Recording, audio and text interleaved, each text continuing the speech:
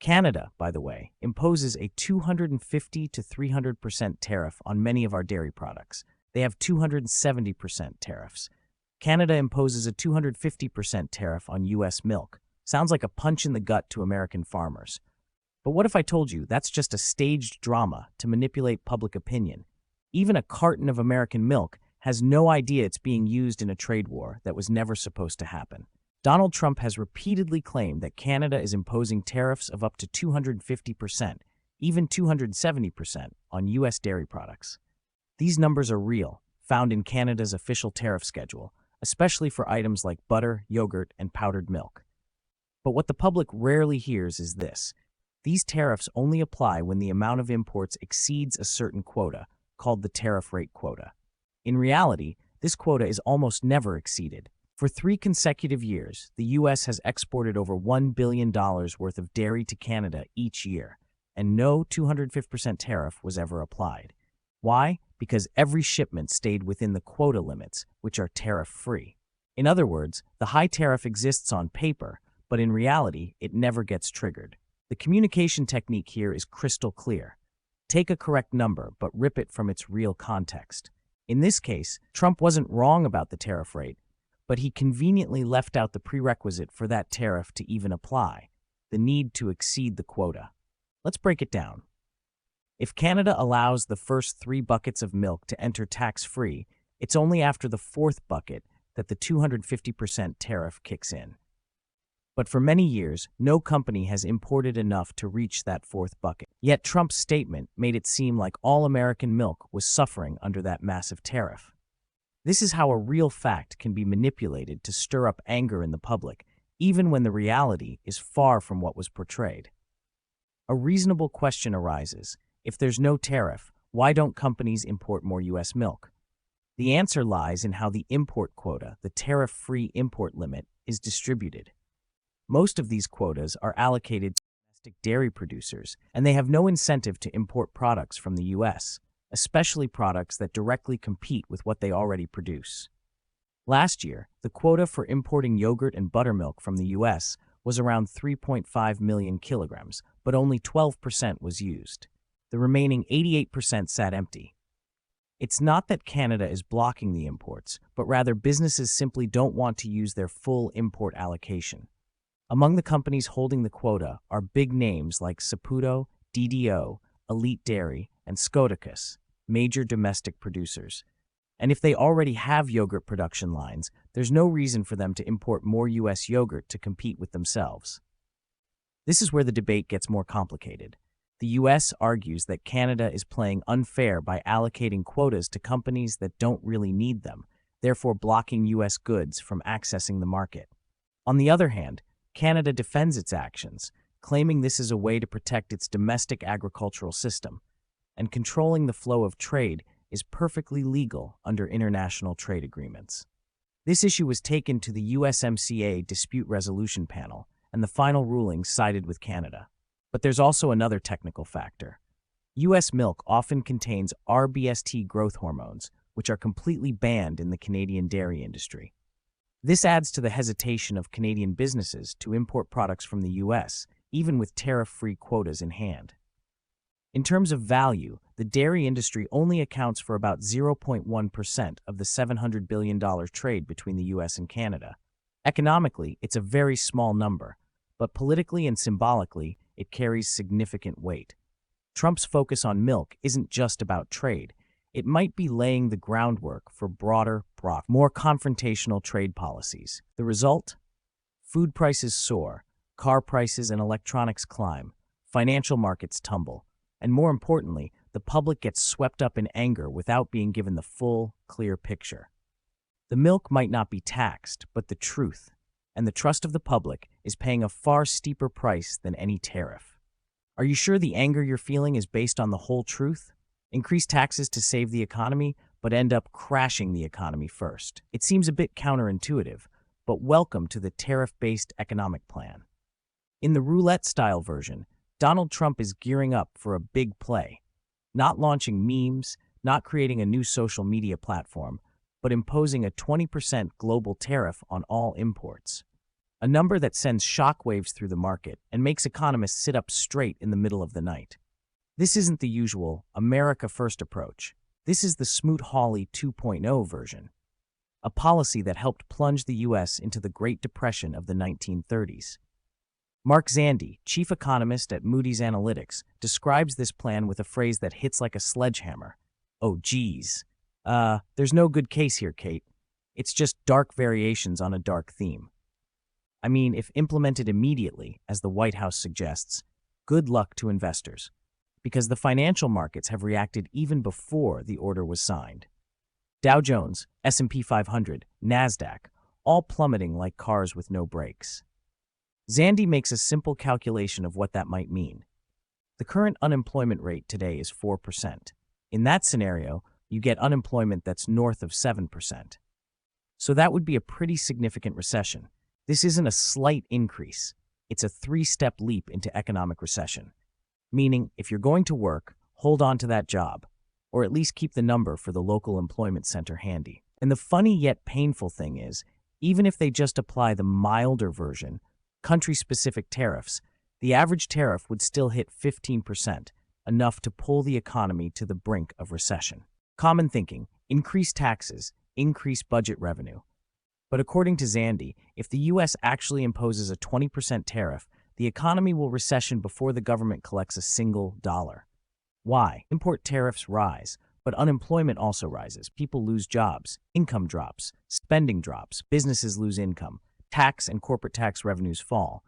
Meanwhile, spending on unemployment benefits, SNAP, housing subsidies, and farmers impacted by China's retaliation skyrockets. Zandi makes it clear. Tariff revenue, but think about the hit to other taxes. Income taxes will be down, corporate income tax will be down, sales taxes will be down, and also it raises government spending. With higher unemployment, that causes unemployment insurance costs to rise. SNAP, which is food assistance, rental assistance, it's not just the U.S. that is in panic. Top trade partners are also scrambling. Mexico, the country with the closest trade relationship with the U.S., has sent negotiating delegations to Washington. Nearly every week, former Deputy Foreign Minister of Mexico, Julian Ventura, warns, as a whole, we know that tariffs have an impact on consumer state of mind, on markets, on investors. So there's definitely going to be a hit. The U.S.-Mexico supply chain alone supports 14 million jobs in the North American region. If this system collapses, the shock won't stop at the factories, but will ripple through the labor market, consumer spending, and investment. Canada is also not sitting idle. Ottawa has activated its emergency response plan, marking one of the rare occasions in decades where the U.S.-Canada alliance is under such high-level tension. After the announcement, called Liberation Day, the day America was freed from trade barriers, Wall Street had a rather negative celebration. Stocks dropped, investors ran for the exits, and economists collectively warned that this was the resurrection of Smoot-Hawley, the 1930 tariff policy that helped drive America into the depths of the Great Depression. A tax policy that could destroy millions of jobs. A decision that could send Wall Street plummeting. A statement that could bring America closer to recession than ever before. The only question left, are we moving towards sustainable growth, or sliding down the slope of an old-fashioned crisis, just in a new suit? When a former president returns, not worried about the struggles of the people, he dreams of his own sweet dream. President Trump told NBC News in a phone interview that he, quote, couldn't care less if his auto tariffs cause prices to rise. Liberation Day is almost here. That is what President Trump has dubbed April 2nd, when he says America will get money and respect back. But is this a step forward for America, or just a value shock for the people? That gives you the average tariff rate on imports to the U.S., starting in 1947, when they were about 8%. Import tariffs are expected to rise from below 2% to 8%, taking us back to the post-World War II era. The people will be the ones to pay the price for this crisis. The dream of American cars, the nightmare of car payments. Trump wants the people to buy American cars. But what will the reality be? With rising import tariffs, the cost of products, especially cars, will skyrocket. How much are the American people willing to pay in terms of higher prices for everything that they buy? Autos could be $2,000 to $15,000 more per car. Most parts, materials, and electronic chips are imported from abroad. Tariffs not only fail to protect jobs, but they also push consumers into a situation where they have to pay higher prices for products. So Trump's American car dream turns into a nightmare of installment payments for the people. Canada, what did we do wrong? I think Canadians are puzzled as to what exactly they are being asked. They signed a big trade deal with the last Trump administration, which he said was the best trade deal ever. No drugs, no illegal immigration, just wood and milk. Yet after everything, Canada is now the next target of tariffs. Is this the result of a mistake or just a bold move to satisfy Trump's desire to go big? 90% of the world will be affected. Experts warn 90% of global trade will be impacted by these tariff policies. How do the rest of the world respond? 1. They'll respond by retaliating against us, leading to supply chain blockages and rising costs. Inflation could explode, and the American people will have to pay higher prices for everything, from cars to consumer goods. As the value of the US dollar is threatened, the US economy could face an unprecedented storm. This will not only harm American consumers, but will also seriously affect businesses, forcing them to cut investments and shrink production. The result is that the U.S. economy will face an uncertain future as key industries struggle to recover in this environment of policy chaos. Let's not forget that Trump has changed his strategy as often as changing clothes. Today he announces global tariffs. Tomorrow he could waive tariffs for certain countries. And the next day he demands car manufacturers to keep prices low, despite the tariffs. This instability prevents companies from making long-term plans, leading to a risky and unstable economy. Businesses are frozen, unwilling to invest, while the public is left to wait for price shocks every day. Without consistency in policy, the economy will fall into stagnation, and investor confidence and stability will gradually be broken. This only increases confusion and hardship for households, as they cannot predict the future and are hesitant to make big expenses. No plan, only chaos. The big question is, does this policy actually bring benefits, or does it just create chaos? Car prices will soar, everyday products will become more expensive, yet there is no clear plan to build domestic manufacturing. The people will face high prices, while the real benefits of this policy remain unseen. The final result, without a long-term strategy and clear plans, Liberation Day will only be a trap. The American people will pay a heavy price for unrealistic dreams, and the U.S. economy will face a severe recession. Companies will not invest in an unstable market, while the people will be left to wait for prices to rise every day. The political battle between Trump and Hollywood has never truly ended. But does anyone really know what's going on behind the closed doors of the White House? In 2017, Meryl Streep shocked both Hollywood and Washington with her speech at the Golden Globe Awards. While accepting the Cecil B. DeMille Award, instead of thanking everyone, she took the opportunity to criticize Donald Trump, especially his mocking of a disabled reporter during his campaign. "You've got to see this guy. I don't know what I said. I don't remember." It kind of broke my heart when I saw it, and I still can't get it out of my head. Because it wasn't in a movie, it was real life. And this instinct to humiliate, when it's modeled by someone in the public platform, by someone powerful, it filters down into everybody's life, because it kind of gives permission for other people to do the same thing. Disrespect invites disrespect. Violence incites violence. When the powerful use their position to bully others, we all lose. Meryl did not directly criticize Trump, but the message she sent was clear. A dehumanizing action not only tarnishes the image of a presidential candidate, but also spreads throughout society. This highlighted the stark contrast in Trump's leadership style compared to what Meryl Streep and many Americans expected from a president. Of course, Donald Trump couldn't stay silent when criticized. Within hours, he responded strongly on Twitter. Actress George, he went on a Twitter firestorm. Here, take a look. It starts, "Meryl Streep, one of the most overrated actresses in Hollywood, doesn't know me, but attacked." These remarks not only sparked backlash from the public, but also made Trump an even bigger target of criticism. What's noteworthy is that Trump continued the battle with a series of tweets, which, instead of diffusing the situation, only fueled public support for Meryl Streep. This is a typical tantrum from Trump, where every criticism he launches only increases the criticism aimed at him. The more he reacted, the more he pushed himself into a corner. Alongside the political war, the relationship between Melania and Donald Trump is just as fascinating.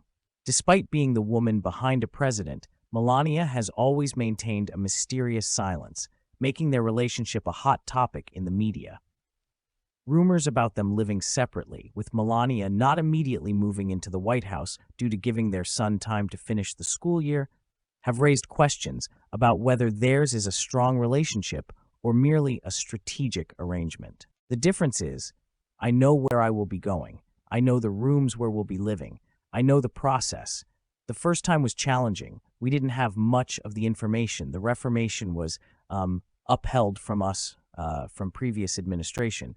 But this time I have everything. I have the plans. I could move in. I already packed. I already selected the furniture that needs to go in. So it's very different.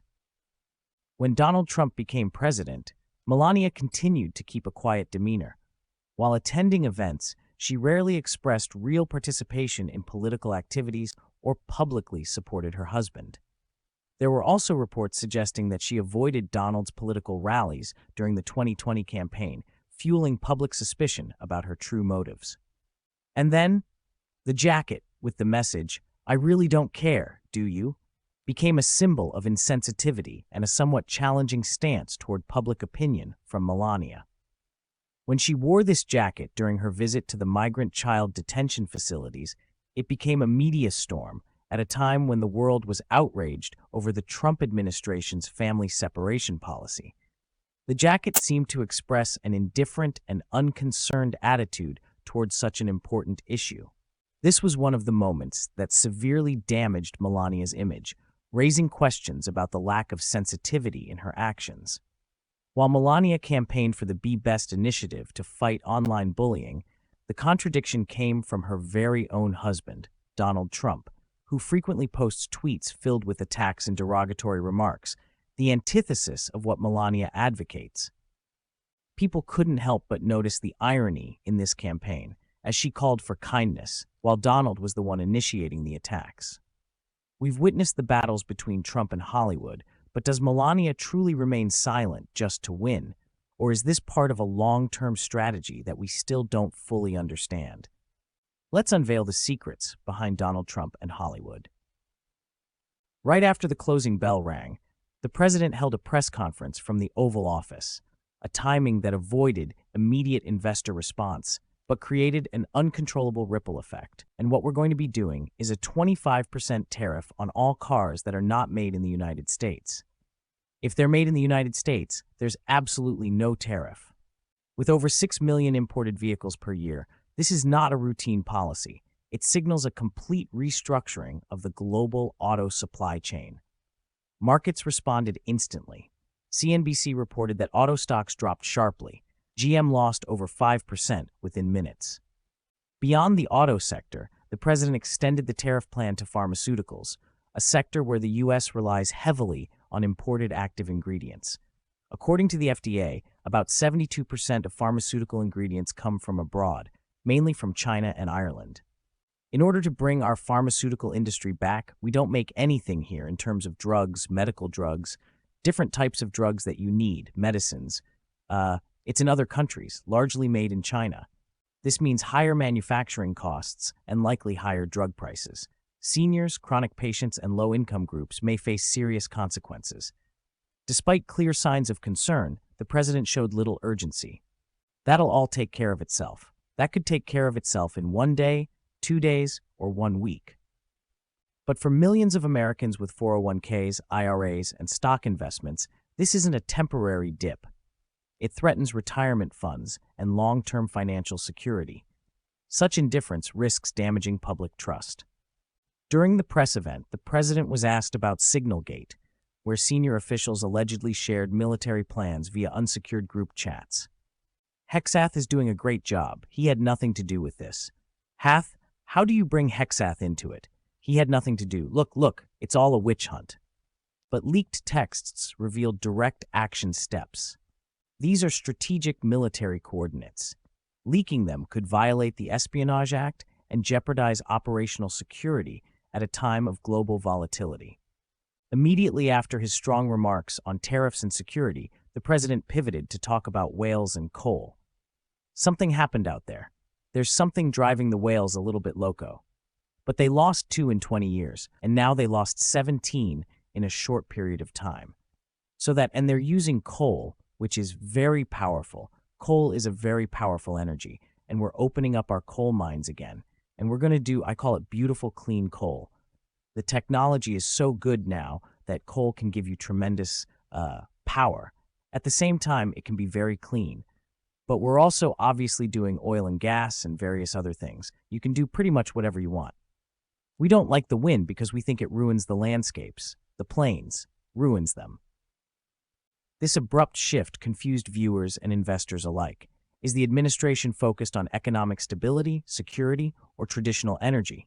Mixed messages like these breed uncertainty, which can slow growth and fuel inflation, a classic formula for stagflation. At the same time, data from the Atlanta Fed painted a worrying picture. GDP for Q1 2025 is projected to shrink by 1.8%. Other models warn of a -3% contraction. Just last quarter, under the previous administration, GDP grew by 2.3%. Stagflation, rising inflation alongside falling growth, is one of the toughest economic conditions to overcome. While the U.S. economy faces internal pressure, Canada and the European Union have begun voicing concern. Several international companies are now delaying investments, awaiting clearer economic direction. Could we be witnessing the beginning of a new global realignment? Are America's traditional allies pulling away? Stay tuned for the next developments to uncover the surprising twists in this unfolding story. Why one Chris Rock joke made Trump explode. The cast of The Apprentice is running the world. Trump, the daughter, Omarosa. They run the world, man. Oh man, this. In less than 10 minutes, comedian Chris Rock unleashed an absolute firestorm across American social media, racking up over 5 million views and sparking an explosion of memes on Twitter. So what exactly made this performance go viral? Right from the start, Chris Rock had the audience erupting with laughter, brilliantly comparing Trump's leadership to a reality TV show. Within just 12 hours, this clip was shared more than 2 million times. Rock cleverly transformed Trump's serious public image into one of the funniest moments we've ever seen. They got Elon. They're going to put him in a rocket ship, call it Space Max. Oh yeah, J-Lo's going to marry Ben again, just so she can stay in the country. Chris Rock didn't stop there. He also zeroed in on Trump's notorious financial flops. Remember those bankrupt casinos in Atlantic City? According to Rock, failing that many casinos was nearly impossible. Forbes even reported Trump faced 6 major bankruptcies, turning this hilarious bit into a surprisingly informative revelation. Worried? Everybody's worried.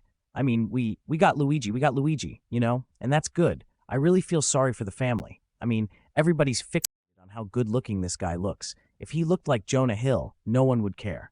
They already given him a chair. Already be dead. Okay, but wait, it gets better. Chris Rock took us back to Trump's most absurd moments, like when he altered a hurricane map with a Sharpie back in 2019, or stared directly at a solar eclipse in 2017. These bizarre incidents skyrocketed searches for Trump Sharpie, boosting Google's search volume by an incredible 300% in a single day. Was going to hit not only Florida but Georgia. It could have was going toward the Gulf. That was what was originally projected, and it took a right turn. Chris Rock's performance hit Trump exactly where it hurts most, his famously fragile ego. The former president quickly exploded on Truth Social, calling Rock disrespectful and not funny. But the internet loved it, instantly unleashing a tsunami of memes that spread faster than wildfire, flooding every corner of social media within hours. Be a war hero that got captured? I don't want to vote for nobody that got captured. I want to vote for that got away. And it wasn't just Trump feeling the heat. Melania Trump, known for her cold public demeanor, found herself thrust unexpectedly into this hilarious spotlight. American media outlets went wild, reporting Melania was furious about becoming part of the act. Clips of Melania repeatedly avoiding Trump's hand went viral again, causing searches for Melania Trump to surge by an astounding 450% in just 24 hours. Thank you very much. Okay, but before we even get started, hey, the elephant in the room. President Trump's in the hospital from CO, and I just want to say my heart goes out to CO. This wasn't just comedy, it was an online phenomenon. Within hours, Twitter and Instagram exploded with hilarious memes about Trump and Melania, accumulating over 2 million shares and engagements. Clearly, Chris Rock's comedic genius stretched far beyond the stage, transforming into a genuine piece of American cultural history. Don't take your eyes off the screen, because what's coming next will absolutely shock you. Trump just slapped a 25% tariff on Canada and Mexico, effective tomorrow. The markets panicked, sending Wall Street and the entire crypto market into freefall. In a jaw-dropping moment, Trump mocked struggling American farmers, telling them to cheer up. Within hours of Trump's bombshell announcement, hundreds of billions vanished from the markets. Wall Street saw its worst trading day in months as uncertainty and fear took over. Dow Jones plunged 1.48%, S&P 500 tumbled 1.76%, NASDAQ collapsed 2.64%, and Bitcoin nosedived 8%. But this isn't just a knee-jerk reaction. This is a full-blown panic. Trump's unexpected tariffs threw the markets into chaos, sending investors scrambling. The crypto market collapsed instantly, with Bitcoin plunging over 8% and altcoins following even deeper into the red. Why? Because Trump's economic moves have become wildly unpredictable, and traders fear this is just the beginning of something much worse. This latest move undermines confidence in the U.S. economy, fueling concerns about higher inflation, slower growth, and even a possible recession. Trump's America First trade war will cost American consumers and businesses. Prices will rise fast. Imported cars, smartphones, appliances, groceries, all will get more expensive. Tariffs equal hidden tax on everyday Americans, not just foreign companies. American farmers will suffer. Canada and Mexico buy billions in U.S. agricultural exports. If they retaliate, which they will, American farmers could lose major markets overnight. Big business is in trouble. Automakers, tech firms, and retailers that rely on Canada-Mexico imports will be forced to raise prices or cut costs. Layoffs and job losses are on the horizon. If profit margins shrink, unemployment may rise. As companies face higher costs, they may cut staff or slow hiring. Factories and manufacturing jobs will be hit hardest. And while Americans struggle with rising prices, Trump's response? Cheer up. Both Canada and Mexico immediately retaliated, warning of severe countermeasures against U.S. goods. Canada will hit back hard. Prime Minister Justin Trudeau vowed revenge, slapping a 25% tariff on $155 billion worth of U.S. goods. This includes major U.S. exports, automobiles, agricultural products, and consumer goods. Mexico isn't backing down either. Mexico's trade minister warned of mirror tariffs, potentially blocking billions in U.S. exports. Mexico is also in talks with China and Europe to replace American suppliers. The reality? This could destroy American businesses that rely on exports to Canada and Mexico. If a full-blown trade war erupts, U.S. companies could lose billions in sales. Jobs will be cut, and economic growth could slow dramatically. And let's be clear, Canada and Mexico don't need the U.S. as much as they used to. If they shift to China and the EU, America could lose its dominance in North America's trade economy. Trump claims this will make America stronger, but leading economists warn this could backfire in a big way. Investors may flee the U.S. Global funds hate instability. If Trump's policies keep shaking markets, capital will flow elsewhere. Supply chains could break. U.S. industries heavily rely on Canadian and Mexican materials. Tariffs make everything more expensive and disrupt manufacturing. Inflation could explode. Tariffs equal higher prices for American consumers. If inflation rises too fast, it could trigger an economic slowdown. Recession fears are rising. If businesses struggle, jobs disappear, and inflation stays high, America is headed toward an economic downturn.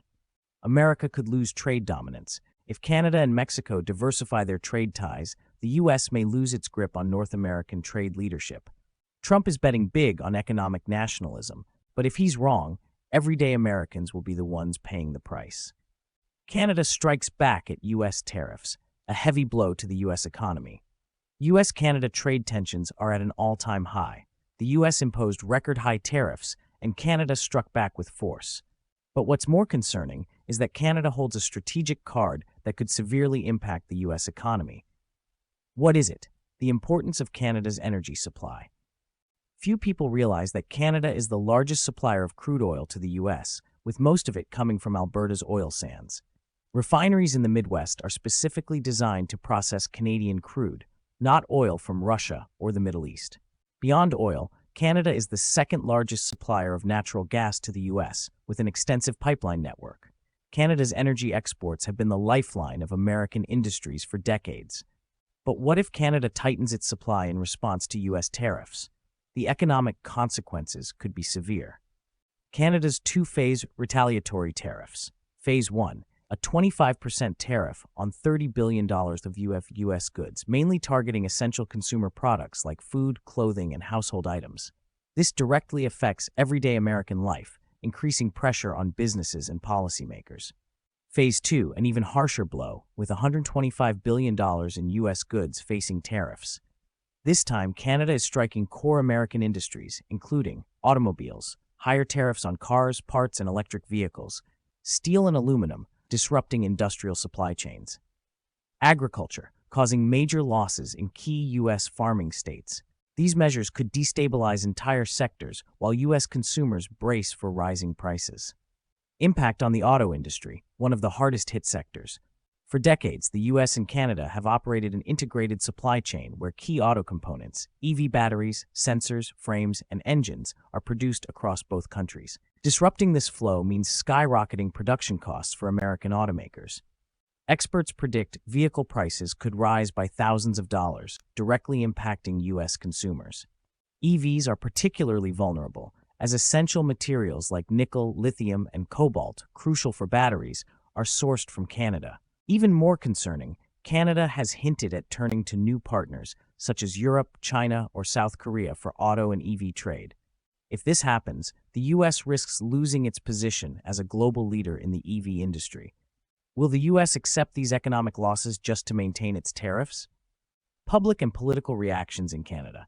Surprisingly, the Canadian public is not backing down from this trade tension. Unlike before, this time Canadians overwhelmingly support the government's tough response. Recent surveys show that over 70% of Canadians approve of the retaliatory measures, reflecting a strong sentiment. If we are attacked, we will fight back. The Canadian government is not alone in this battle. Canadian industries are actively seeking new markets in Europe and Asia to reduce dependence on the U.S. Some Canadian politicians have even called for stronger cooperation with the European Union, EU, and Asia-Pacific nations to counterbalance U.S. pressure. This raises a concerning scenario. If Canada shifts its economic partnerships, the U.S. could lose one of its most crucial trade allies. Politically, this marks a turning point. Canadian leaders are no longer positioning themselves as passive trade partners. Instead, they are openly discussing closer ties with Europe, Asia, and other economic blocs to counterbalance U.S. influence. This could redefine North America's economic landscape, potentially reducing the U.S.'s dominance in regional trade.